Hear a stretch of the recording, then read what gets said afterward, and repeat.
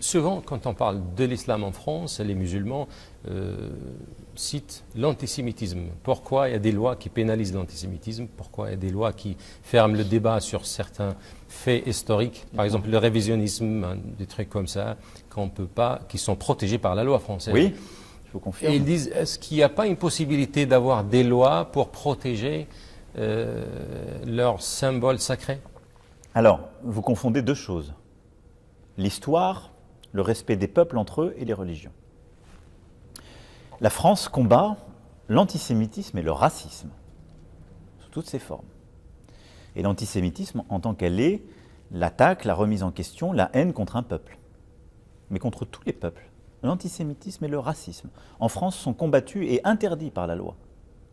Et donc, il n'y a pas que l'antisémitisme, ce serait faux. Tous les racismes le sont.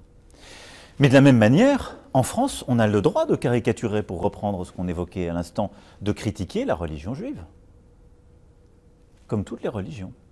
Donc il n'y a pas un double standard, il n'y a pas un double statut, c'est faux. C'est faux.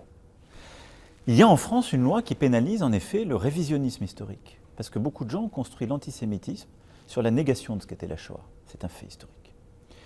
Mais en France, nous n'accompagnons aucun fait historique. Allez chercher dans d'autres pays le refus de voir tel ou tel génocide ou d'enseigner telle ou telle épreuve de l'histoire, pas en France. Nous reconnaissons les choses, y compris d'ailleurs les crimes que nous avons nous-mêmes commis.